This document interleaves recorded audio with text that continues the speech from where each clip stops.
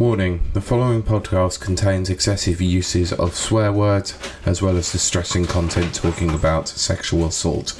Listener discretion is advised.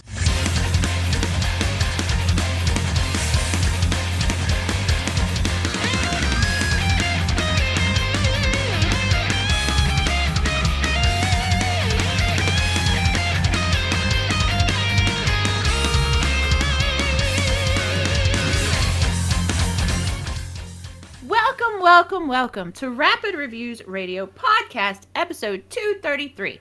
But I am in Ireland, so it would be 233. I am your co-host, Kiley, Wilde, and I am joined by my ever-present co-host, Pete Beckett. Hello.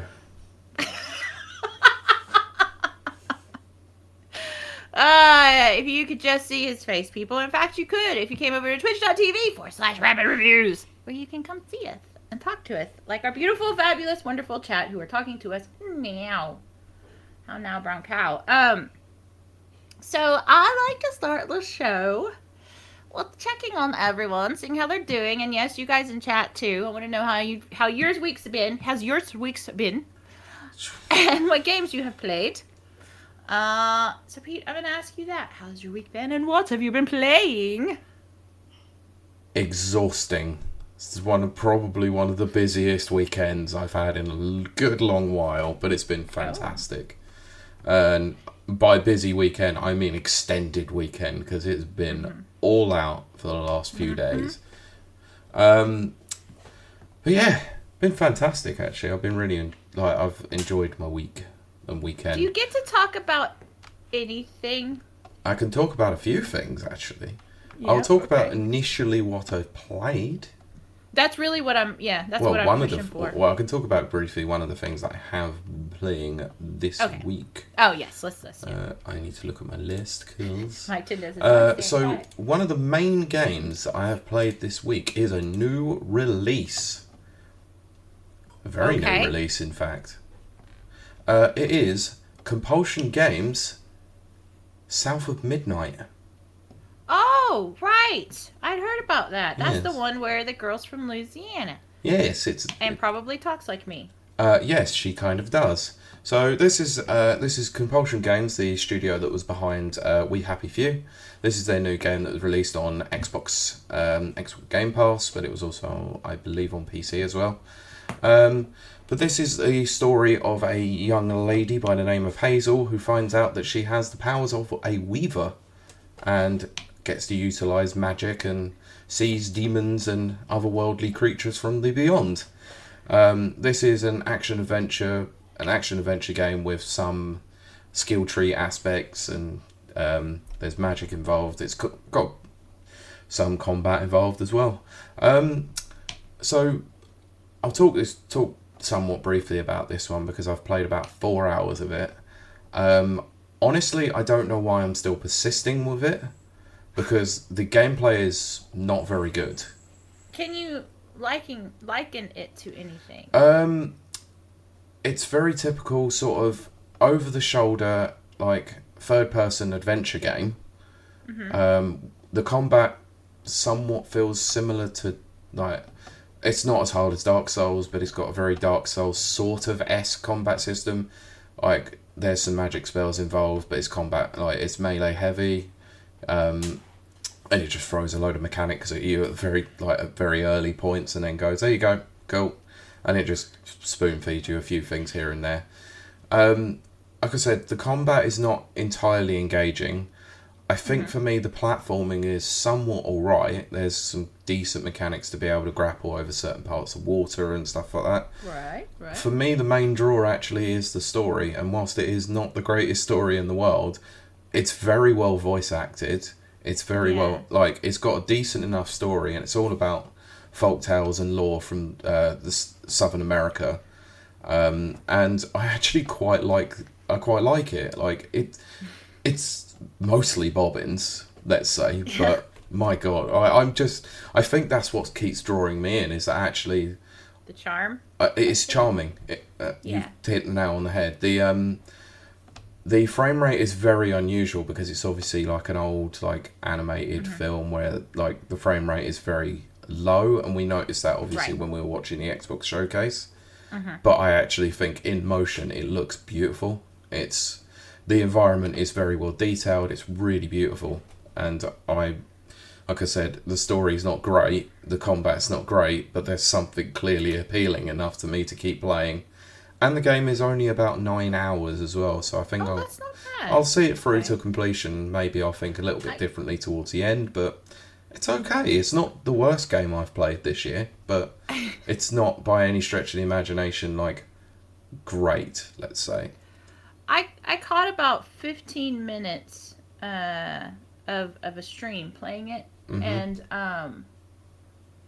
it was very like I didn't like that the colors were so dark. It's very dark. It's got some very dark, dingy moments in it, but I'm mostly playing this on a 4K TV, and the dark moments are very dark, but that's mostly during the time when you're in combat, because you're fighting like some enemies that are obviously within another world, I think, or from the beyond. That's how and then I picked up. Again, it was only 15 minutes, but so when you fight the enemies, it goes dark. Once you defeat them and you unweave it, maybe that's it. It goes bright and colourful. So you're trying to bring colour and life back to the world, basically. Okay, so what I saw was actually a story element. Probably, yeah. Also, hello, Pylord, and I can't read that out. You know I can't. But it is hilarious, and it made me giggle. And yes, Pete is in the dark. Well, my light is terrible, so not great. I need to get this lamp sorted. You do.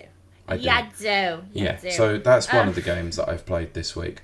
There's a whole bunch of other games that I have played, but I'm going to be honest and do the terrible thing of you're going to have to check back later for those. There will be a YouTube video, an article on Rapid Reviews UK. There will also be an accompaniment piece on Mike Tendo 64's Game and Chat Lite once it is released. But for those who obviously weren't involved in the pre-show, and I'm showing it on screen, I have a Nintendo Switch 2 mug because I managed to make my way to the Nintendo Switch 2 experience in London. Right. So I played a few games there. I got to use the hardware, but I'm not talking about it on this show. Read the article, watch the YouTube video when it goes live. I'll post it in the socials. Yes, and please do that. So Chet said Danker said finally bashed out Split Fiction. Man, it was good. Hopefully we'll complete We that should come back to it. Yeah, and he says that what is it? Lost what? What's the game you were talking about? What's it called? South of Midnight. South of Midnight. It's not good. I am not good. I thought it was Lost Souls or something. I don't know why. But he agreed and said, actually he says that's been review bashed for the wrong reasons. And yes, you notice when the cutscenes kick in from 30 frames to 60. That is true, yeah. Also, hello, Pylor. Duncan, no, I did not get the backpack. I got the tote bag because I went on the Friday. Mike Tendo says he got a pat on the back, but no backpack. Nice. Anyway. That Pete is a mug. Wow, okay, brilliant. Fantastic. I love that. However, there is a reason why I'm not talking about that. One, because of the article, and two, because there was another engagement that I had this week that I felt takes a lot more priority. And this is because this was doing a game preview. Oh, yes. So on Thursday afternoon, I made my way to London. So this weekend, I've done 3 trips to London. One for the Switch 2 event. The first one was a trip to the London Bridge area to go and sit with the Pearl Abyss Studios, who are the creators and developers behind the game Crimson Desert. Right. So, So Crimson Desert is technically a sequel to the game Black Desert Online. Okay, see, I was going to say, I know about Black Desert. Yep. I was like, is this related to that? It is. They are the developers behind Black Desert Online. This originally started out as a sequel to Black Desert Online, but is not an online game. It is a single-player, action-adventure, combat-heavy driven game. I like the way that sounds. Well, it's an open world game as well. So, Just giving me pluses across the board. Pearl Abyss were very kind to invite me up to the studio, give me an hour-long play session with the game. They also managed to capture the footage at 4K 60, which you can currently see on the Rapid Reviews YouTube channel. And it's doing numbers. No, it's not doing that well.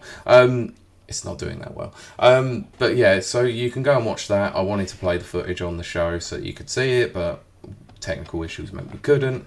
But you can go and check the video. It will be in the link in the description, or if you're watching live, Nana might post a link to it in the chat so you can go and have a look. But Crimson Desert, like I said, open world action adventure game. The demo, being an hour long, was centered solely on 4 different bosses. The Stag Lord, I've got to look back at the actual... I bet he has great parties. He does.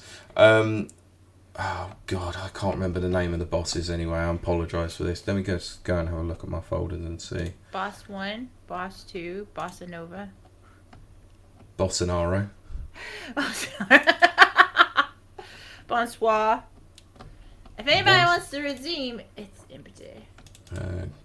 Yes, so actually, so I got a load of stuff from them, like B-roll and everything, but the end capture was brilliant anyway. So let's have a look. So yeah, the 4 bosses were the Stag Lord, the White Horn, Hexamery,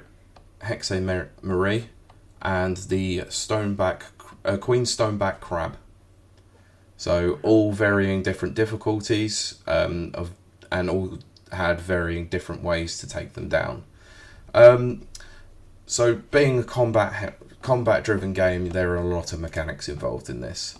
So there's obviously dodges, there's parries, there's blocking and such. But you have a lot of skills that you can use that drain your energy. So you have to constantly refill on energy, or you have to wait a certain amount of time to be able to do so. I will say I'm not going to give this justice by talking about it. It's a beautiful looking game, even in a pre-release, like in a pre-alpha state. It is stunning. Like, the YouTube video will not give justice to how good this really looks in motion. Right. By the way, not paid to say this. This is just how I felt about it. I really enjoyed the game. It was not a game that really resonated with me at all, like, beforehand. When this came up, I was like, oh, this sounds quite interesting. I'll go and give this a try. Walked away from it thinking, yes, this is probably a day one purchase for me now. Whilst open world games aren't usually my thing, the combat system in this game is incredible. There's so much intricacies to it. The parry system is... it's lenient, but it's also very deep. And the skills that you can use are just incredible. The boss design is ridiculous, so you can go from one that's just a pure heavy hitter to one that's more tactical based, where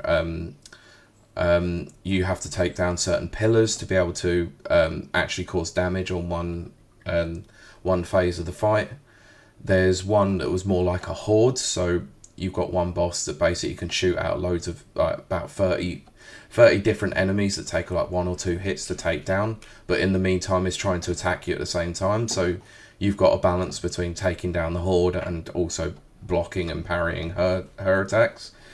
And then then you got the crab. The crab is, I likened this to the developers when I was talking to them. It's like playing a boss from Shadow of the Colossus. Oh, wow. So you have a very certain way that you have to take them down. There are 3 crystals on its back. You then have to try and tether up to it to then swing round to be able to actually take it down for the final hit. They recommended that we did that one last because it was the one that takes the longest. But yeah, it was an hour long and it was utterly incredible, and you can see the footage up on YouTube. If it's a game that you're interested in, it's coming to PS5, Xbox Series X and S and PC, as well as Mac OS at the end of 2025. I did my journalism thing. I did ask them about a Switch 2 version, and they could not confirm whether or not one's coming. but they said they would like to hope so. Yeah. So, yeah, Crimson Desert, high recommend from this one, even in pre-alpha states. Or alpha state, I'm not too sure what kind of build it was, but it was, considering it's probably 6 months out, it's still early. But yeah, that's been my exhausting week. Kylie, what about you? First I'll say Nana did a streamer shout out, so thank you. Check out that streamer down there. I'm not gonna say it because I'll pronounce it wrong. Fuwain, yeah. See, and then he says, "Sounds like a fun game." So, what have I been doing? I'm a lady of leisure. I do nothing. Not really a lady of leisure then. I don't know. Well, it doesn't a lady of leisure don't do nothing, right? No, a lady of leisure means that she's constantly out. Oh, well, whatever. I don't know anything. But no, I did start off. I played Atomfall again. How are you finding it? It's something that I'm definitely going to play off stream. Okay. Meaning that I'm going to continue playing it. Sure. I just didn't want to bore all of you lovely people. It's definitely... Is it better than Fallout 4? Yes. But not my Fallout 4 that's modded. Put it that way. And then Wednesday, I wasn't available. I just remembered. Because I did this birthday party. I think I talked about it last week. So I came back on Thursday and we finished up The Baby in Yellow. Holy crap. It's a very good game. But they left us hanging, man. Really? With the promise of future content, which is always not distressing is probably too strong a word, but disappointing. Disappointing to see that. Yeah. So when I was watching the stream, you were doing what appeared to be a boss. Was that the final boss? Which one was it? Do you remember? Was it the scary baby? It's the where you had to use the cannons. Right. Okay. There was one more boss. Well, it wasn't a fight so much as you had to run away. Oh, okay. After that, and then the game just kind of ends. There's no epilogue. There's no nothing. There's just stay tuned for more content. I was like, no. But what I will say is that it's a good game. It's a very good game. It's funny. It's got the irreverent humor that I love so much. You can put a baby in the oven. And my Nintendo's like, run away. Yes, exactly. But, and again, that was just a joke. I try to preface when I do things like that, when I play games like that are irreverent. And we're going to talk about, quote-unquote, irreverent and controversial games. But I do try to warn people that it's all funny. It's not meant serious. It's, it's not, just don't take it serious. It's just a joke. Because you have to warn people about that. A lot of people don't find things funny that I find funny. So... No, of course not. So just be like, don't worry, I'm just joking. It is not serious. I mean, people wouldn't like Go Simulator, but you love it. I love it so much. And then on Friday, I went ahead and I continued Doom because I'm an idiot. And I started downloading Resident Evil 8 way too late. Because of course you did. I'm late for the very important date. Yes, I did. So that will be on the horizon. But I do love Doom. I still love it. Yes, exactly. Mike Tindo says in Monty Python fashion. Run away. I can't remember the song that he sings while he's like pretending he's riding a horse. Anyway. But outside of that, and then on my own, I played I think I played Hitman. Of course. On my own, and I'm gonna start playing Fallout 4 again, but again the modded version because I just want to build houses. I just want to build mid-century houses. I mean, you could. Yeah, I wish. Here's what I wish. I wish that there could be like a almost Sims type mod. There's a lot of people that are trying to make Sims mods for Fallout 4, but none of them hit exactly right. Sure. Like I don't want to take care of their needs. I want them to go to the toilet on their own, cook their own food, and blah blah blah.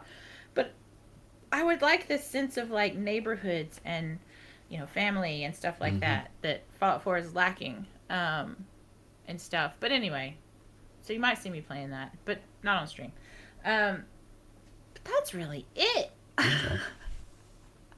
I didn't do much playing this week just because I had that birthday party. But that's going to do that portion because I know what you're here for. You're for news, reviews, and all crap. What is it? News and reviews and everything you can use. My own dadgum tagline.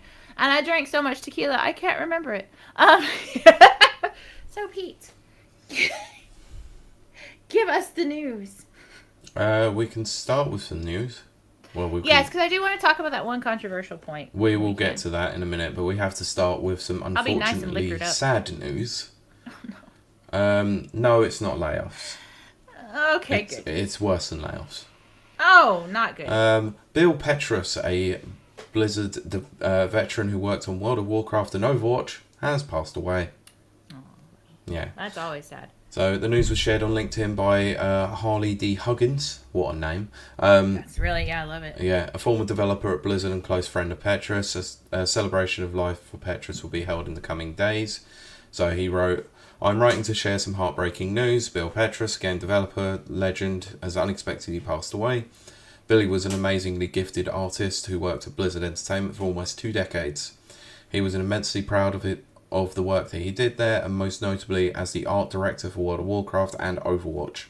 Billy and I started working at Blizzard the same week and were close friends for 28 years.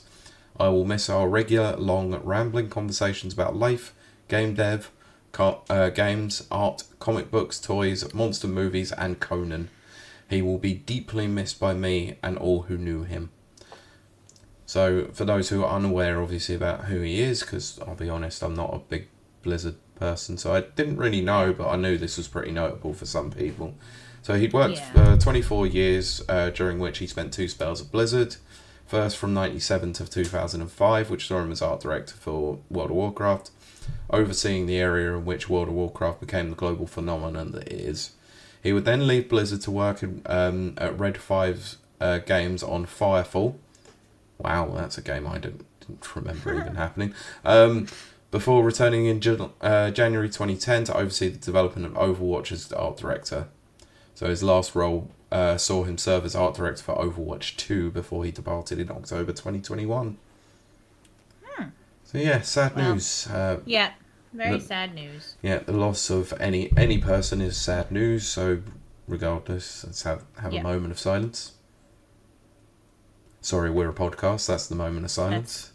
Yeah, I was going to say, dead air is not good. I know, that's why I decided to just have the small snippet, but you can take a moment to do so. Yeah, take your own moment. There you go. Yeah. Yeah. Yeah, raise a bottle. Absolutely. Raise a glass. Absolutely. Yeah. So, let's move on to some light news, shall we? Yes, I like light news. Yeah, because Xbox. Yay. Xbox have revealed that they're doing a summer showcase this June. I mean, is it a revelation if they do it every single year at the same exact time? No, but there is something interesting that is being done as a result of it as well, which we will get to. So, Microsoft has confirmed its big summer Xbox showcase will return with a live stream set to take place on Sunday, the 8th of June. So, the Games Showcase Mike Tendo says someone else passed away this week as well. Post the link and I'll have a look. William Roberts, he was a voice actor. That's true. Yeah, let me just see if I can take a look. Nana says, don't worry, Kylie, there's something for you this time. I get to talk. I mean, I always get to talk. I get to talk with a point. Do I ever have a point? No. I have points on my head. These are my talking points. Mike, if we're talking about the same William Roberts, that was in February. Anyway, doesn't matter. Yes. Let's continue. Wait for Mike to get back to me on that one. So the Xbox Games Showcase 2025 will be live streamed from 10 a.m. Pacific, 1 p.m. Eastern, or 6 p.m. UK time, followed by a secondary showcase, kind of like what they did last year with the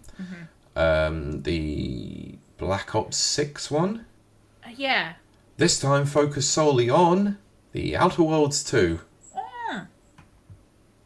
Yeah, I might live stream that part to my channel. Sure. If we do the first part here. We might do, yeah. But, it depends on... Well, I was going to say depends on the date, but the date's right there. I'm being an idiot. Well, it'll be 6 p.m. on a Sunday, so podcast time. Oh, well, we'll see. Well, we might be able to do that and then record a quick ep, or that's just the ep for the week.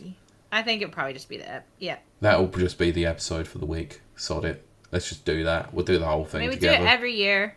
Look at us just doing our on live as it happens show planning. Yeah, I know. Terrible, isn't it? You shouldn't be able to see behind the scenes. Yes. You don't need to know how the bread's made. Yep, exactly. Anyway, the game showcase will include looks at upcoming titles from across our first-party studios, in addition to incredible new titles from our third-party partners across the globe. So the Outer Worlds 2 Direct will reveal new gameplay details and developer insights straight from the people making the sequel to the award-winning first-person sci-fi RPG. Anyway, so we're not really going to go any more into this because it's just going over the same damn thing.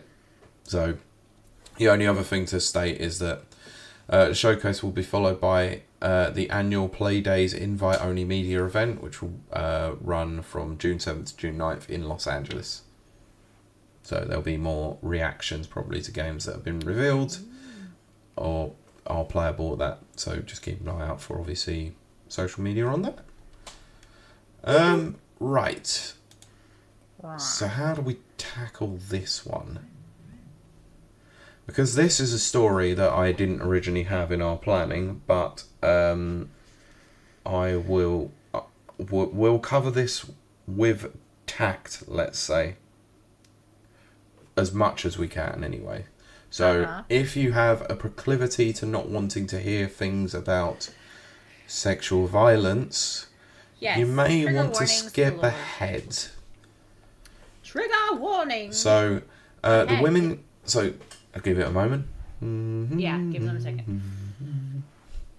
Now, anyway, so the Women in Games organisation has called on Valve to remove a game from Steam which promotes sexual violence or sexual assault and incest. Yep. So. Can we say the name of the game? Do we give it? You can if you like. I don't care. You go for It's it. called No Mercy. Okay. Which makes me want to punch things, but I mean, to be fair, the article didn't even state the name of the game. I didn't even know until you told me. Yeah, they don't want to give it energy and stuff like that. Oh, of course, yeah, I completely understand. I'm a logic person. I need I know, facts, yeah. You know, that type of thing. Yeah, I also wanted to know what the game was, so I knew sort of what to avoid. Anyway, so a statement from the non-profit organisation condemns a game which was added to Steam last month, but which VGC will not name in this article. Obvious reasons. See, told you. I know. So I named it. This game is an adult visual novel with a, quote, huge focus on incest and male domination, where players have to respond to their mother's affair by claiming her for yourself. Right. Oh, okay. Well, that's an update I didn't even know about, so we'll talk about that in a bit. Its Steam description tells players that they have to own her and then become every woman's worst nightmare. And I'm reading this as such, so... And this is real-time reaction. Leave no pussy non-fucked. Since that's the only thing they all want, never take no for an answer.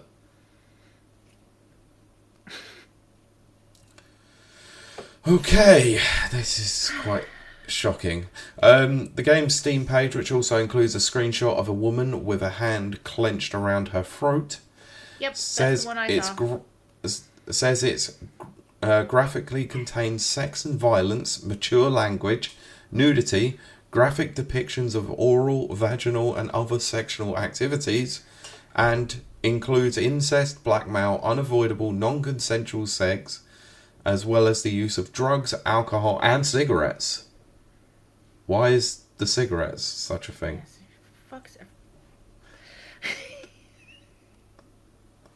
Look, I've already broken down the barrier with a quote, so it's fine. It's perfectly fine. We're going to have to put explicit on this one anyway. You're going to have to, because it's a subject matter that is... Oh, I know. In Mike's words, just disgusting. I know. So, the Women in Games CEO, Dr. Marie-Claire Easterman, I believe that is, has called on Valve to, quote, act urgently and remove the game from Steam, saying the game's content is not only vile and dangerous, but also promotes the dehumanization of women and girls. The fact that a game like this is available on Steam, one of the world's largest gaming platforms, is utterly unacceptable. It sends a clear and distressing message that violence against women is not only tolerable, but playable. The message has no place in our industry, our communities, and our society. Isserman explains that women in games' role in the industry includes called out misogynistic content, advocating for safe and inclusive communities, quote, where women and girls are respected and supported, and eradicating the toxic cultures that foster harassment and abuse. We call on Valve Corporation, the owners of Steam, to act urgently. This game must be removed. Stronger content moderation policies must be implemented, and a zero tolerance stance on misogyny and hate must be visibly enforced. Women and girls deserve better from this industry. We invite all allies to stand with us, to speak up, act, and support the future of the safe and inclusive gaming world. So, this goes on to state that in the past, Valve had a troubled relationship with games involving sexual content. The company has what I want to talk about. Used to outright ban games if they had any sexual content, then went through a period where it would retract some bans and apologise, as reported in GamesIndustry.biz at the time. This seemed to change in 2018 when it added an adult-only filter to Steam, effectively allowing adult games onto the platform while also providing players with an option to never see any of them. Which, let's be honest, probably a good thing. Yes. If you have a platform that's obviously used by people of all ages, you should have an adult-only section. Fine. Yeah. Despite this, Valve does not have a list of rules on games that shouldn't be published on Steam, generally revolving around content that breaks the law. This includes games that promote hatred, violence, or discrimination against groups of people based on ethnicity, religion, gender, age, disability, or sexual orientation, as well as content that is patently offensive or intended to shock or disgust viewers. It appears to be up to Valve to determine whether the game in question falls foul of these guidelines. There was an update from Nana in the chat who did say that it is now gone from Steam. As it should be. So obviously I'm gonna have words to say. Mm-hmm. And this definitely, and this is not your typical Kiley soapbox where I just kind of go goofy off on a tangent. No. So, I'm not a big fan of several things. I'm not a big fan of, like, girls in gaming. You mean women in gaming? Women in gaming, sorry. See, look, I already violated their First Amendment. Sorry, even I said it wrong. Women in games. Yeah, women in games. Not my favorite institution. But then something like this happens, and then I'm like, okay, maybe a watchdog group is needed. Mm-hmm. I don't really like the language they use, but in this instant, we're on the extreme. Now, I want to talk about kind of where I'm coming from, which is I like violent games. I love violent games. If you're a part of my channel, you know, or part of my community, you know that. The more blood, the more violence, the more just goof 'em ups. Goof 'em ups? That's my favorite game. I've never heard of that genre of game before. It's everything I play. Okay. But it's like when you play, like, especially Bethesda does it, where you kill your enemy, but they do it in slow-mo, and there's ripping and tearing until it's done. I love the sniper elite games where you can go in slow-mo and see as the bullet pierces the body and all that kind of stuff. I don't shy away from that stuff. Bad language doesn't bother me. Say what you gotta say. I don't care. You can use every word. You can use the C word, the R word. Maybe not the one word. But I don't care. It doesn't affect me. It doesn't bother me. What I'm trying to say for our lovely listeners and our lovely watchers is I am not easily offended. I am the type of person that when Postal came out, I got it because I loved Postal. The Postal, what is it? No, it was called Hatred. Yeah. Hatred, when that came out, I actually didn't think that Steam should have removed it. No. I mean, I kind of saw the argument for it, and I got it, but it's kind of like, it's freaking pixels on a screen, blah, blah, blah. And I do wonder about this game particularly. If they had presented it better, would I still be so abhorred by it? Would I still be so viscerally angry towards it? I'm not sure. Because at least he's not hiding that he hates women. At least he's not hiding that he wants to do them harm. It's good to know your monster, see it, it's not hiding in the bushes. Of course. So that part's cool, that he ratted his own self out. I do not understand. I don't understand violence as a whole. We know this.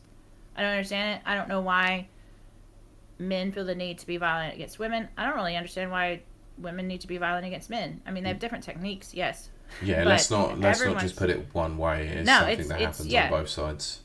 It's something that happens on both sides, but it is very, very different. I would say that men are more physical. Let's just say it is somewhat disproportionate. There are more men that do that than women.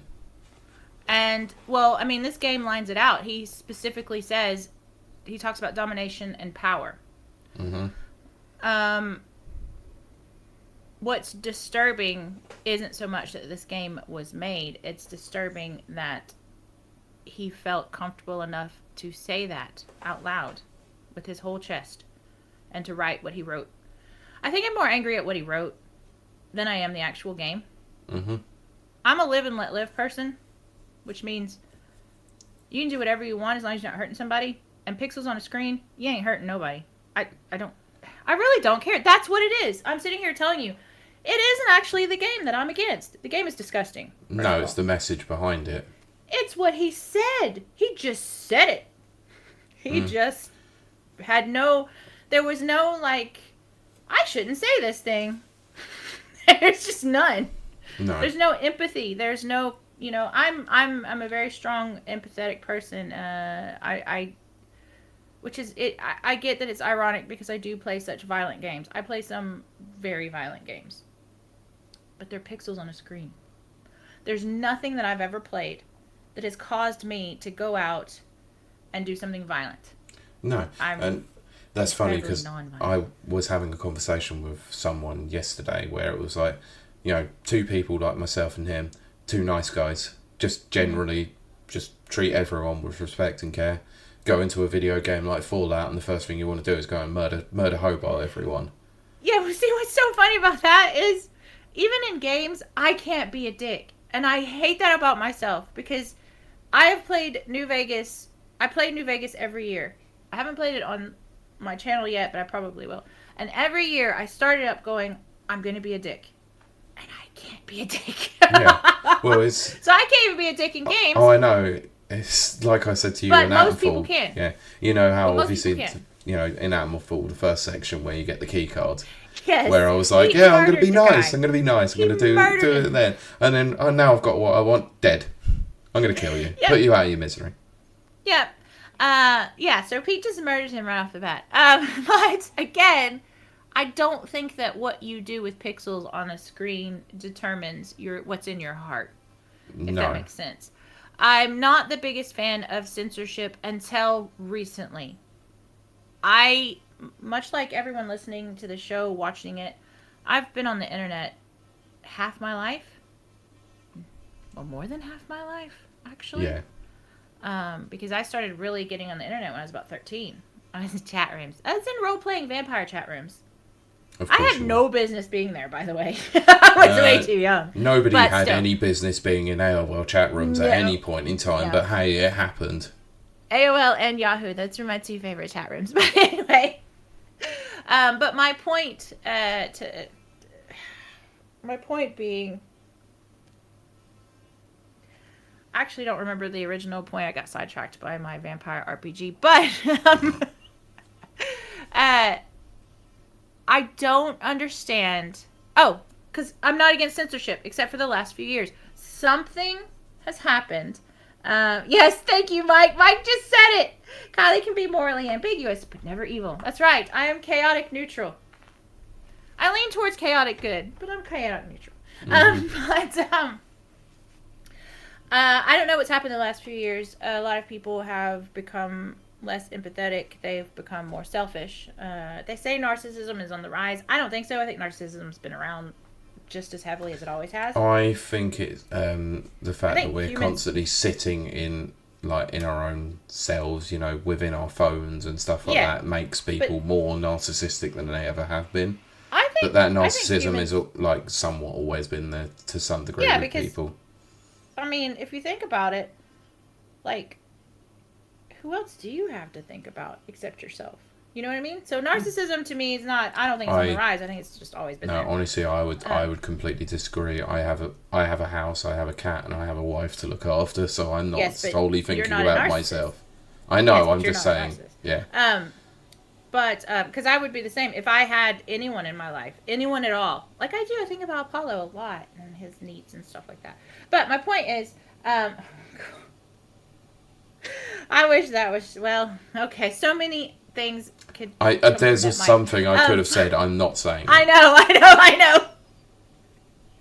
But my point being, so up until I would say probably even 2018, I would be sitting here going, no, when we started the show, I'd be sitting here going, oh no, that game should have been allowed, blah, blah, blah. But now I'm starting to think we do need limits. We might need a little bit of a fence. We might need a little bit of boundaries. Not heavy-handed boundaries at all. Yeah, I think the problem is once you start introducing boundaries, they just the goalposts keep moving further and further forwards. Well, that's the thing, because you can get into the discussion, and I swear I won't, but you can get into this discussion of, quote-unquote morals. Morals are a personal choice. Your morals different from this person's morals. Well, then whose morals do we go by? And it becomes like a circular argument. But the fact that this graphically depicts horrible violence against something that's more realistic, it does not sit well with me. Because it would be like, if you allow that to happen, then who's to stop Ku Klux Klan Simulator? Do you know how freaking pissed off I'd be if someone did that? Yeah, true. I think there should be limits. I know, but then to swing that on the other hand, you then have a comedy movie about someone infiltrating the Ku Klux Klan. That's actually quite funny. That film's hilarious, by the way. Black Klansman. Yeah, like brilliant. If it's funny. Oh, I really want to say this joke, but it'll get us canceled. I'm not going to do it. It was going to be a grape joke. Oh, okay. I'm glad you used the YouTube-friendly moment there. Yeah, but if you're old enough, you know exactly what joke I'm talking about, clowns and grape. But I'm not going to say it because it will get us absolutely destroyed, banned from everywhere. But I'm not looking at this. I guess what I really want to say, and then we'll move on because I know we're going to I have a couple of thoughts before we move on, but we'll get to that. I am not I just want to stress it to our listeners and our watchers. I'm not looking at this through the lens of I am a woman. I am a woman gamer. Blah blah blah. No, I'm looking through this lens as a person. Mm-hmm. If you switch the if you switch the gender to male, and it was about male grape, I would still just be as angry. I would be just as angry. There's some lines of violence that are too far. Yeah, I agree. And that, for me, is the line. It's a powerlessness thing. It's a power thing. Of course, and I can't support that. I can't. So, in a rare move, I'm going to say that I'm glad that they got rid of it. I'm glad they got it.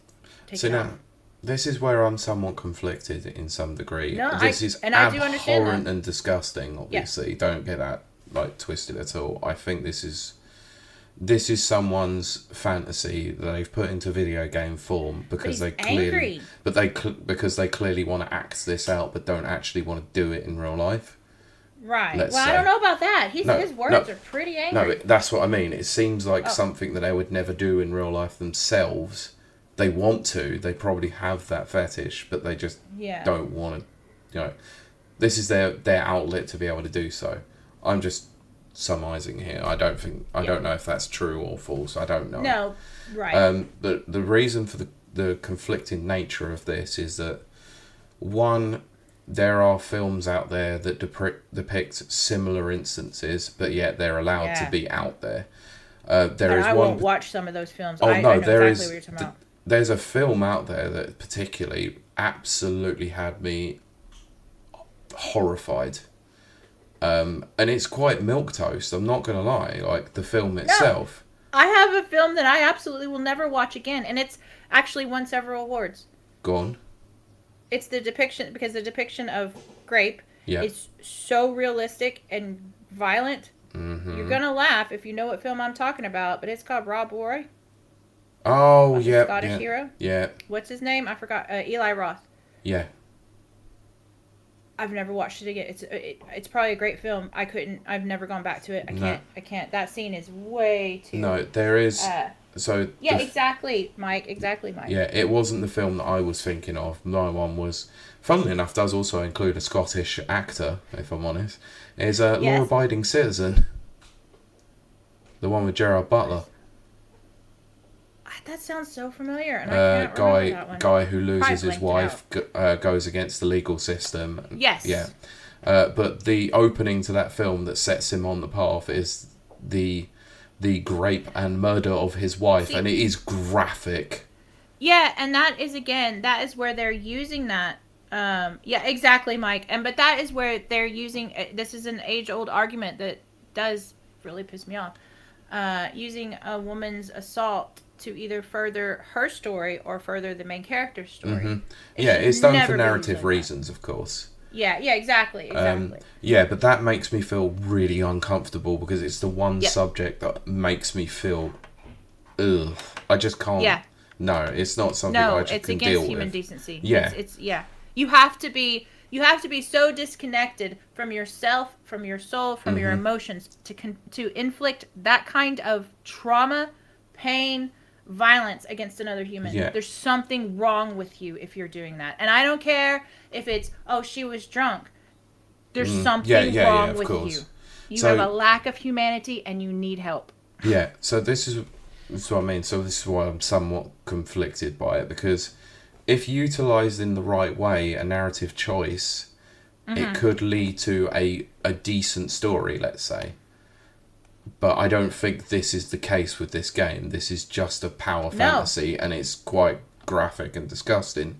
The other reason for the confliction is the fact that Steam has always opted and stated that they are a libertarian-like platform where they don't choose to censor the art form sexually graphic games. Yeah, yes. They don't choose to censor the art form of the creator themselves.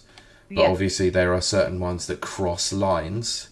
And I believe this one has not just crossed the line. The line is a dot. So fair enough, take it off. I completely agree. Like, in this case, I can't disagree with their stance of absolutely removing it, because this is just abhorrently disgusting. It's what I think Mike's put it in the chat probably best. This game is not fun. It's the absolute opposite. It's not a game. I don't really think it's even a game. It's just a sick, twisted power fantasy in video game form. So exactly. But yeah, I'm 100% not behind censorship at all. I don't agree with censorship in any way. When they did it back in the day, like in the 70s and the 80s, with the old classic horror movies that were. Like, they should never have been. They're so unbelievably crap anyway.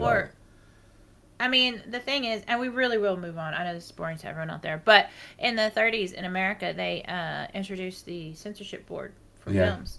And you can see the quality in films drop. Yeah, sorry, I was... censorship to post. Yeah, I was trying to think of the right term for it during the 60s and 70s. It was the video nasties. Yeah. The video nasties. But, anyway, to sum up, I don't really know how to sum this up, because I don't want to say some censorship is good. No, and yes, I don't care. I'll sum it up in the best way. We've got this explicit tag. This game is fucked up and it should have been removed, and thank fuck it has. There you go. That's awesome. What I got Double guns. Yeah, right. Shall we Fuck have and you. Shall we have a real palate cleanse? Yes, please. Shall we go and back? I'm gonna drink. Shall we go back to shall we farm a particular mine that we like to farm every so often when they do stupid things? Oh no. Bring the funny. What is it, Pete? Naughty Dog has released The Last of Us complete. Where are you explicit? Fuck Naughty Dog. Yep. Our wonderful scapegoat, Naughty Dog. Yep, I told you we're farming. Rage Farm. Yep, classic. What have they fucking done now? I'm just gonna. No, we're off the rails now. Fuck it, let's go. Yeah, just whatever. Yes, Nana, exactly. Let's just say we're glad the game is gone. Yeah, Yes. fuck that game. Gone, Zaddy, Piss off. gone. Yeah, anyway. Yeah, the guys are off now. That's it. We're really are explicit. Yeah, I mean, just put that explicit tag on. oh, 100%. Yeah. There's no way this is getting away from it. Fuck Naughty Dog. What has fucking Naughty Dog fucking done? What the hell has Neil fucking Druckmann done again? Neil Fuckman done this time. Oh dear! Right, so the collection me. which features both The Last It of is Us Part exciting. 1 and The Last of Us Part 2 Remastered is available from today or whenever the article was created. I don't care. I'm not even going back and looking at it. For $99, $100 or £95, and a physical version is available for pre-order on the PlayStation Direct website. The physical version will be $120 or $110. I shouldn't do that. Releasing on July 10th, which comes in a steelbook case. American Dreams Comics 1-4 featuring new cover art. A set of 4 lithographic art prints. And a thank you letter from Neil Druckmann. Jesus Christ. My God. Does this guy have... You were speaking about narcissism? Yeah. This guy. That's his walking definition. This freaking guy. Pander. Yeah. Love me. Yeah, so The Last of Us Part... Let's go over this. The Last of Us Part 2 Remastered released on PS5 last year in a physical collection, by the way. And a physical disc. As well as the remaster... Fucking hell. As well as a remastered version of the 2020... Yeah, remember, 2020 PS4 game. So, re-released 4 years later. It includes a trio of lost levels, which features playable sequences previously cut from the game, and a roguelike survival mode called No Return. Wow. And it says people want to buy this, but complain about Mario Kart World costing too much. I was getting to that. Okay. Because I'm ready. I'm like, I'm loaded, man. I'm loaded. I'm ready to talk about this. I'm not going into any more of this article. It's just a puff piece talking about it now. But the last thing is obviously that season 2 of The Last of Us on HBO or Sky Atlantic in the UK is airing this month, tonight actually. I'm not watching it, but not because like the quality's bad or anything like that. I do not like this arc. Oh, I don't. I'm gonna wait till it. Look, I'm still going to watch it. I will still watch it. No, I'll wait. Are you going to watch it as it happens? Or are you going to save it up? No, I'm going to watch it as it happens. I want to know. I don't want to know details because I don't like spoilers. No. I will let you know. Good or bad. I'll let you know what my thoughts is, and obviously if they end up changing the narrative any slightly or even in orders. They have to though. No, well, if they change the ordering of events, which I may have heard they might have done, then things might be slightly different. Nana says they are who we thought they were, frauds. No, let's call it how it is. Let's call it how it really is. They're fucking frauds. They're fucking greedy. I apologize, Overlord Mike. I really do. But also, we already put the explicit tag on. We did, and we had to talk about horrible things. So I have to let off us some vent. steam. Let us vent. Oh, let's vent that mouth and some steam out of that mouth. Oh my god, this is awful. This has gone to complete shit, hasn't it? Yeah, this is awful. This is bloody terrible. What a waste of time. Right, a game that have any properties at all? Do they not have any IPs? Naughty Dog didn't they do like Sonic? They did something. They did a Sonic game, didn't they? They did something. Sorry, Naughty Dog, who did the original Crash games. That was it. Okay. Yeah, it's BioWare that did Jack Sonic. and Daxter.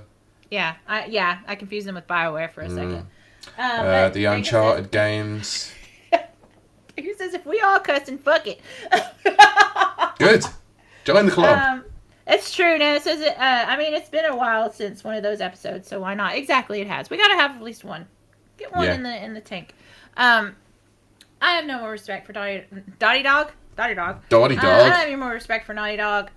They're a cash cow. They're just, The Last of Us is their cash cow, I should say.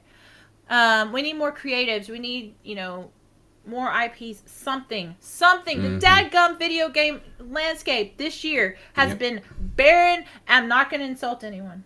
No. I was going to make a very bad joke. But it has been barren as a barren thing. Barren as dead things. There's nothing out there. There's nothing. Anyway, so Nana put in the chat, and I have to absolutely agree, they have IPs, but Neil Suckman is just a hack who refuses to use any of them because his name is not on them. I mean, and you would think if he's this great, wonderful, visionary genius that he purports himself to be, he would be creating and creating and creating. But he's put nothing out! No, he is. He's currently writing and directing that game Intergalactic, the Heretic Prophet, and it looks absolutely abhorrently bullshit. It's going to be so terrible. I don't like to call games before we see anything. But Neil Druckmann's probably using AI to write it. I said it! I said it! I do wonder whether or not he is just a narcissistic AI in a human body. Yeah, but there's a reason I said that, by the way. That's not just me just being generically insulting. Yeah. If you know the history of Neil Druckmann, he has always relied on more talented people, Amy Hennig being the absolute first. Amy Hennig being one of them. Evan Peters, I think it was, who helped co-write The Last of Us. It's not. I don't think it was Evan Peters, because Evan Peters is an actor. But it's Evan somebody. Hang on. Yeah, carry on with the point. Cerny, do it. Cerny, fix it. Yes, he can.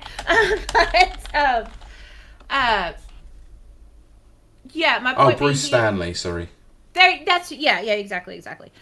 He surrounds himself with much talent. He doesn't. I'm sorry. Back up. He's come up through the ranks with much more talented people who came up with the ideas, who wrote the dialogue, who did all that. Bruce Straley, not Stanley. Stupid idiot. Oh, okay. I just misread. Anyway. And so now here he is. He's alienated everyone because he got rid of them in the most terrible way. And Amy Hennig was cast out in just the worst way. Yeah, she was working on Uncharted 4 and then basically turfed out by Neil Druckmann, took over the whole thing and took all the critical acclaim. He did. And so when I jokingly say he's using AI to write it, there is precedence. Not that he's used AI, but he used to rely on more talented people. And he doesn't have that right now. He's that is a man that has failed upwards his entire career.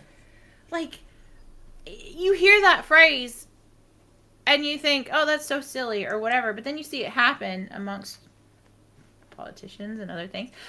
But Neil Druckmann is the absolute definition of that. He has failed upwards. He's not done anything, and yet there is a section of society that absolutely worships him. We've seen it. We've mostly seen his own who was fan it club. that was kissing his ass a couple of weeks ago? Alex It Garland. wasn't Joseph Fares.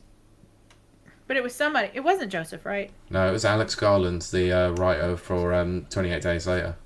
Yeah, that's it. He's freaking kissing his ass.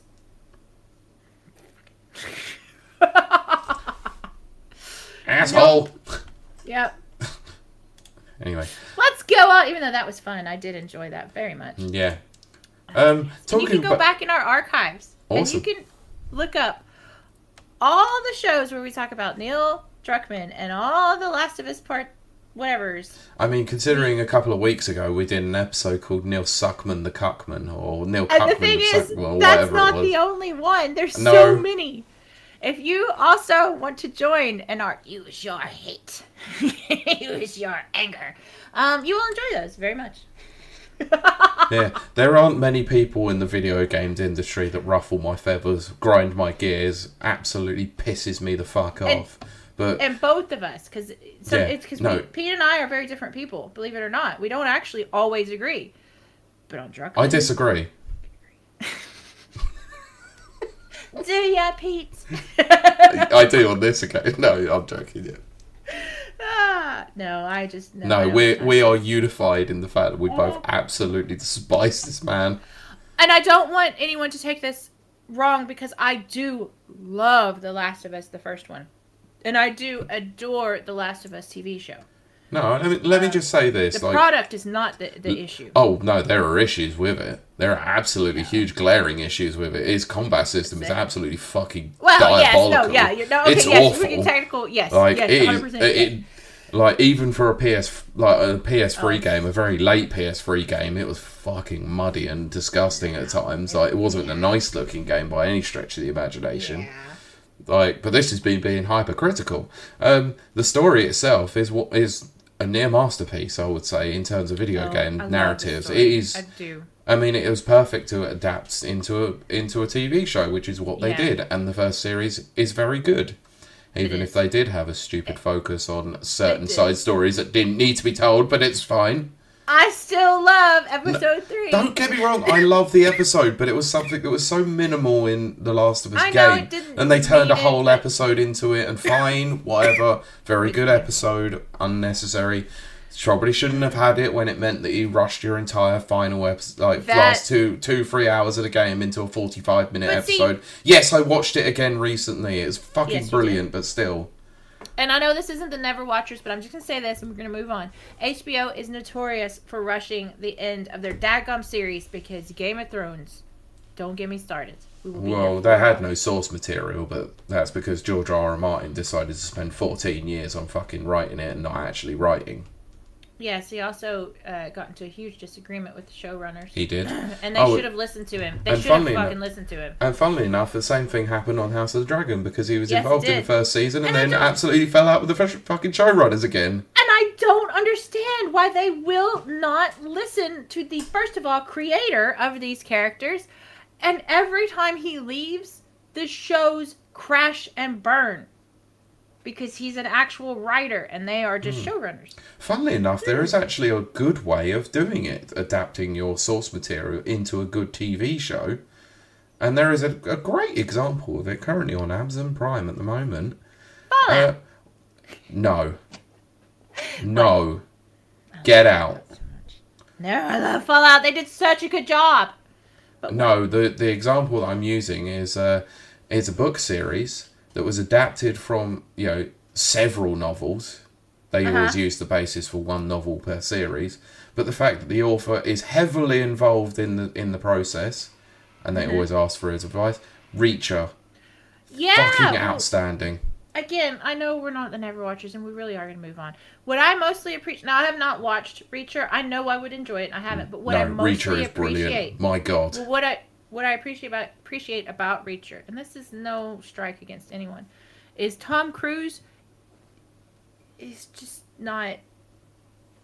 He's not, like, hero material. No, he is a... And the guy they got now... He's a short man playing a character who is notorious for being a brick shithouse. I mean, he is like 6'5" in the book or whatever, but there's nothing wrong with short men, and short men can be very, very strong, and I love them. No, but the fact is that if you're adapting the source material in a Hollywood movie, you need someone who is a brick shithouse. Quite literally described, not described that way in the books, but basically... No, but he is described as being very, very tall, he's like a superhero. He's like Master Chief, but...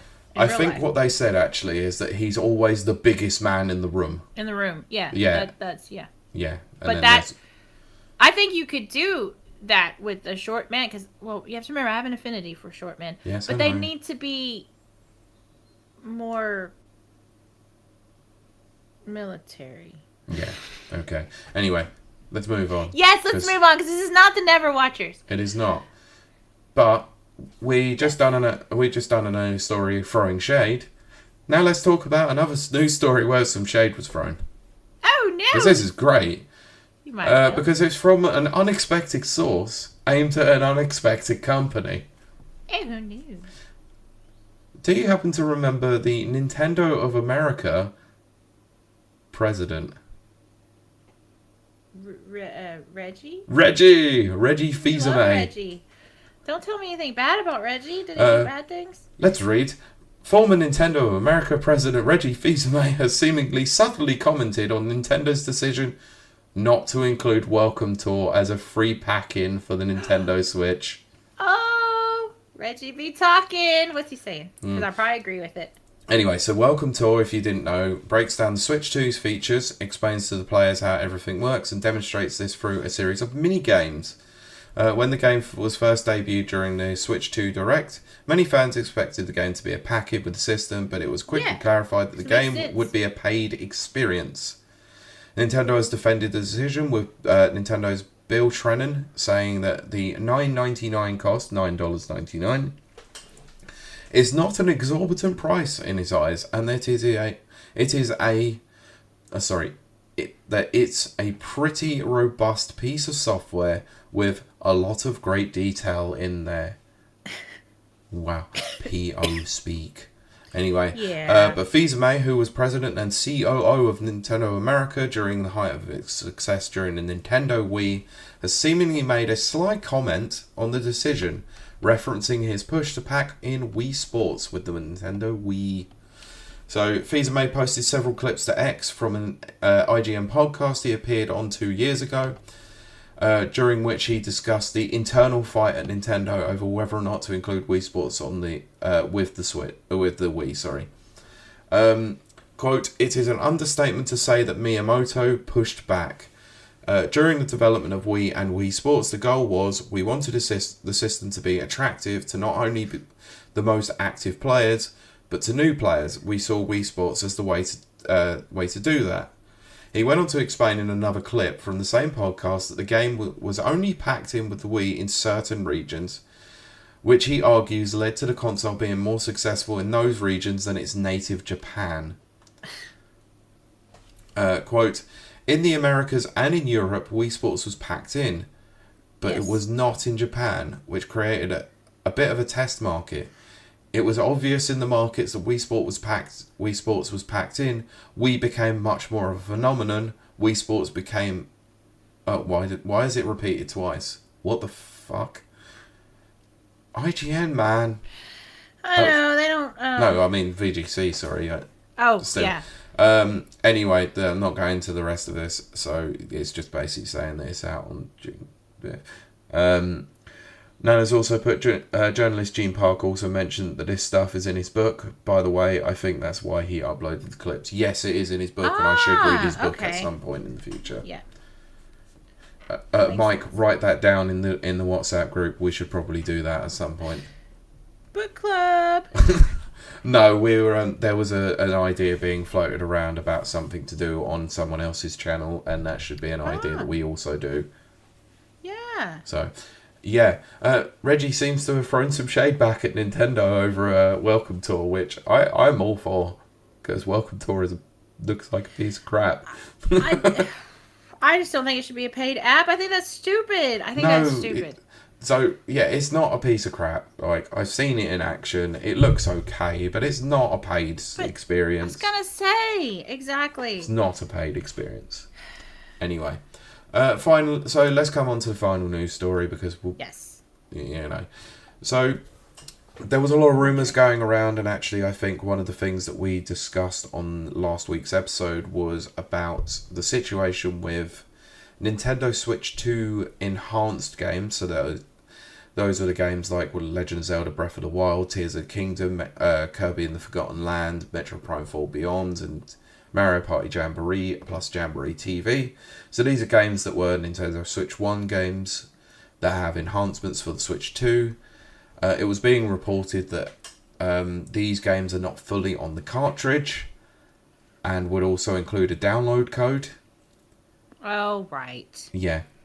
Mike said Nintendo Switch 2 editions. Yes, that's correct. So there's been some clarification, let's say. So Nintendo has clarified the situation regarding physical Switch 2 edition cartridges. Confusion arose last week when a Nintendo customer service representative told one user that Switch 2 edition games would include the base Switch 1 game, as well as an upgrade in the form of a download code. Sorry, I did sort of go over this already. Nintendo has stated that this is not the case, and the Switch edition games will contain both the game and the upgrade on the cartridge itself. Good. In a statement to Vooks, who I have no idea who that is, it's a Nintendo spokesperson. So a Nintendo spokesperson said, physical versions of Nintendo Switch 2 edition games will include the original Switch game and its upgrade pack all on the same game card, i.e. they are exclusively Nintendo Switch 2 game cards with no download code. Alternatively, some publishers may release Nintendo Switch 2 edition games as download codes in physical packaging with no game card. There is precedent set for this because Switch 1 also had similar things. Right. So, Nintendo announced that its line of enhanced Switch 2 games during the Switch 2 Direct. While the vast majority of Switch games will work on Switch 2 via its backwards compatibility, each Switch 2 edition game includes improvements over the original Switch edition, including better visuals or exclusive features. So I'm not going to read any more about this one because it's just going over the same thing we already know about. Yeah. So yeah, this so Mike has also clarified that this doesn't include the DLC that was included for some of the games, including Breath of the Wild. Oh my gosh. Oh dear. Look, I know. What was it last week where they were like, Nintendo spokesperson was like, well, but Nintendo is all about quality, and that's why our games never go down in price and stuff like that. Mm-hmm. I get it. I agree to some degree, but also they should go down in price. When we're in the current climate that we're in, Mm. if you want people to buy your games, if you want them accessible to everyone, you're going to have to lower your prices. You're going to have to offer something free, like what is essentially a demo. You're going to have to bundle the DLC with the new Switch 2 version. You got to do something. You got to give a little, or you're not going to get anything. Yep. I want nowadays. to bring something back to you because this got raised in a video that I was watching, and I thought it was interesting that people have forgotten all about this practice. Remember when DLC first came about? Yeah, the horse armor. I can never forget that. No, I'm not talking specifically just about the horse armor, but the practice of DLC when it first came in. I remember it quite well. But Good. Yes. Well, then you'll remember certain games like, let me think, Skyrim. No, well, not Skyrim, sorry. Morrowind. Oblivion. Oblivion that's the horse one. Armor. Oblivion That's who had the was horse the armor. one. Oblivion was the one. I think Fallout 3 had it. Yeah, it's all Bethesda. It's not just all Bethesda because it also... No, but that's who kicked it off, and I've never They did forgiven kick them it for off, that. but you also had Batman Arkham Asylum and Arkham City doing a similar thing. Yeah. And I'm eluding the name of what it was called because there's reasons. Okay. The Game of the Year editions. Okay. So it was usually after the DLC was all said and done, the run of DLC, they would release a physical version that included all the DLC for the price of the base game. Yeah. Yeah, I remember. I remember those days. Yeah, I remember. Bring that back. Yeah. That was nice. Yeah, I'm okay with that. Yeah. I'm okay with that. Yeah, absolutely. Yeah, not this, let's pay £80 for a game and then £30 for DLC and then still pay that like many years later. And then be microtransactioned out of the arsehole for it. Nintendo says Dead Cells are infamous for that. Mm-hmm. Yeah, they've released far too many editions. How many editions have they released? Yeah, exactly. Far too many editions of that. It's frustrating. It's very frustrating. Yeah. Because I'm a cheapskate. Everyone knows that. And I will just not. I just refuse to buy things. I'm just like, okay, well, no, I just do without. Oh, well, I mean, I'm notorious now for just going, right, I can buy this game for £50. Can I find it on CD keys any cheaper? Yep.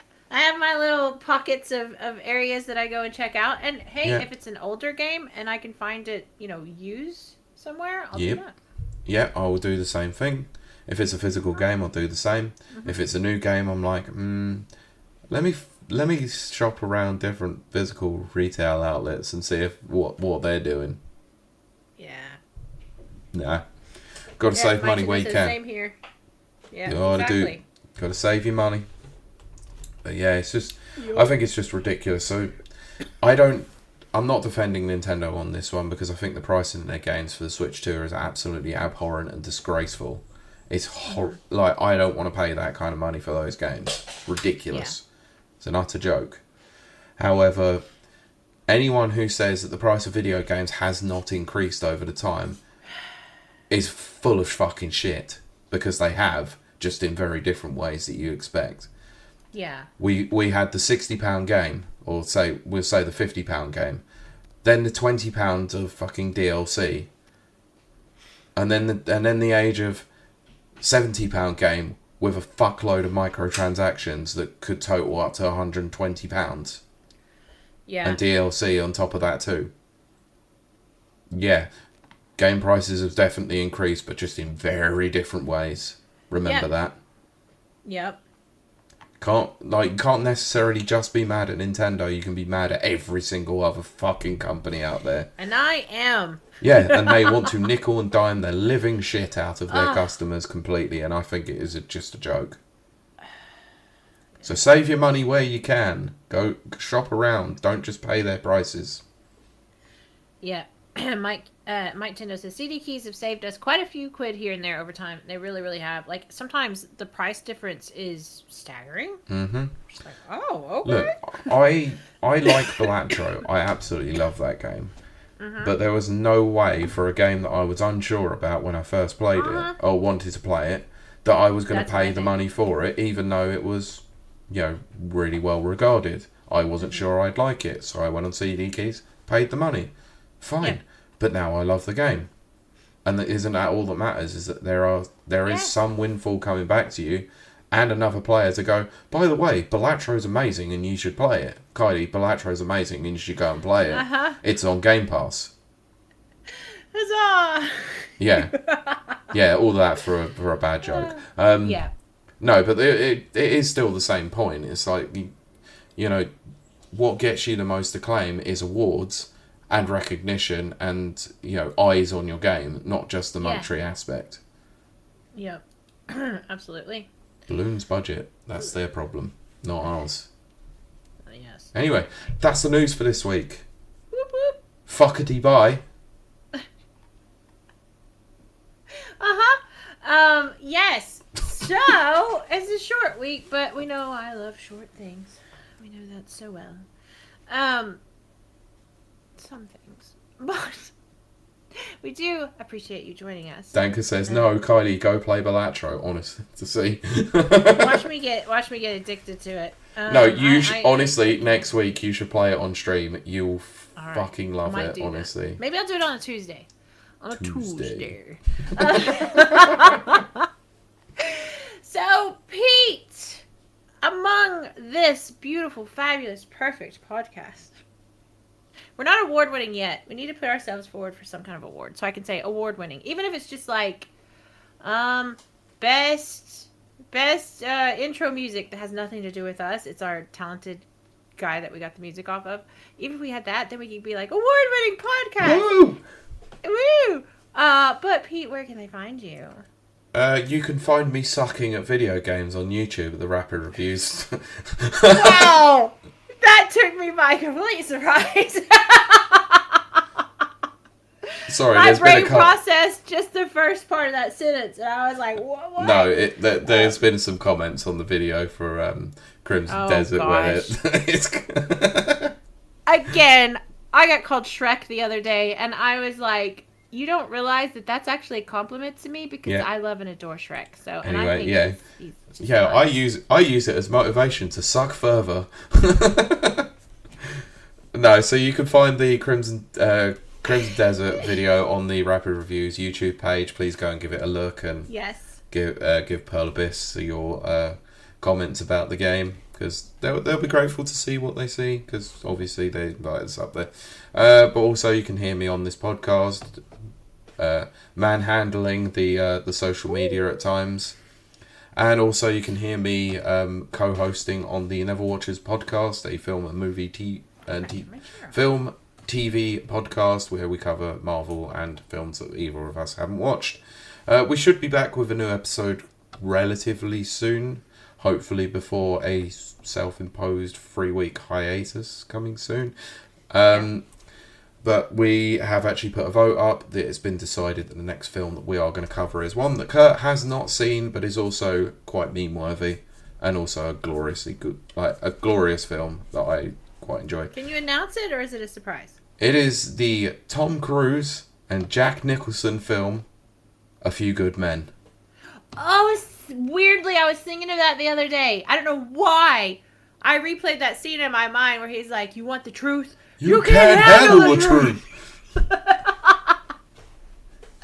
And I was thinking about how that just got in everyone's head. It did, because, if you've listened to the CinemaSins podcasts over the years, they used it so many times. I was like, where the hell is that film from? So I went and watched the film, and I was like, man, this is incredible. I know. I'm showing my hand far too early, sorry. Yeah. Oh, yeah, let's not do that, but I don't care. We should be back with a new episode. It should be out before the hiatus at the beginning of May. Yes. Also, we're going on hiatus at the beginning of May for a few weeks because holiday. Because Pete has a life and a family. I don't. Holiday. I have none of those things. I don't have any of those things. I guess I could go on holiday by myself. Yeah, I'm going on holiday. I need some time away with the missus. I think that's very good. Yeah. We'll keep you informed as it gets closer to the time, but it's at the beginning of May for about probably 3 weeks. Yeah. So yeah. It's fine. I'll just be streaming over on my channel. That's fine. So Kylie, that leads me in. Tell us more about that streaming channel you talk about. What channel are you talking about, Peter? Are you talking about twitch.tv/KILEY_WILDE? No, I'm talking about twitch.tv/rapid review. No, I'm joking. No, but do come over and join us. We're a great group. It's actually the people that are in chat now. It's a little bit of a crossover between our two communities. But we do offer a place where everyone's accepted. And we laugh a lot. And if you're in a bad mood and you need to be cheered up, my community is the best at cheering people up ever. I always end my stream with a smile on my face. Always, without fail. I've never ended a stream in a bad mood. Ever. I might have started some streams in a bad mood, but those are usually deleted very quickly. Yes. There's one that never saw the light of day. I got rid of that. I watched it. Yeah, you were there. Yes, as Dankard says, expect a lot of gas. It's true. Because for some reason, the fart regimes are hilarious, and they crack me up, and they always time them. There was one, I think it was Danker. It might have been Pylord, but I think it was Danker. I had my mouth open, Pete. I was like, it's just a fart sound came out. Good God. I was like, that's the best. So, if you want a place to unwind and laugh a lot, no judgment, anything. Yeah, it was Danker. That's what we do over on my channel. I do have the thing that I always say, which is, you can talk about anything you want. You can bring yourself and be authentic and be authentically you, but we don't hurt other people. And if you're in a bad mood and you're the type of person who wants everyone else to be in a bad mood, you don't belong with us. No. We are about laughing and cheering people up. Oh man, but I wanted everyone to know my problems and yeah. No, but that's the thing. People can come and talk about their problems, but they can't bring other people down. That's not what we do. We have fun Mondays, Wednesdays, and Fridays, starting at 6:30 p.m. I forgot. I backed my time. Oh, you changed your time. Yeah, 6:30 p.m. Which I know is difficult for people to get there, but don't worry. There's no pressure to be the first to the post or whatever it's called. because I'm still going to be there till about 8:15. And we just had a lot of fun. And Pete's gone to sleep because my outro is very long. That's what she said. It's the unfortunate nature of being up at Oh, I know, yeah. 20 to 5 this morning. I'm sleepy too. I'm hungry and sleepy. 20 to 5 I got up this morning. That's cray-cray. That's cray-cray. But I think that's going to do it for this portion of the show. Yes. Because if you want to come hang out with us, and also, I'm going to go ahead and say it. Thank you to everyone who downloaded last week's episode. Spotify been doing some numbers. Spotify's done well. Actually, this is a big shout out to those who've been watching all the highlights. Actually, that Nana's been really helpfully clipping up on Twitch and me moving over to YouTube. They've done pretty well, actually. Pete's video, holy crap! Go watch that. I said that at the top. I don't really have anything else to say. I think that's gonna do it for us. Yeah. So we'll see you and talk to you next week. Bye. Fuckety bye, Mr. Cuckman. Thank you for listening to this episode of the Rapid Reviews Radio podcast. You can find the podcast on Anchor FM, Spotify, Apple Podcasts, and various other podcast platforms.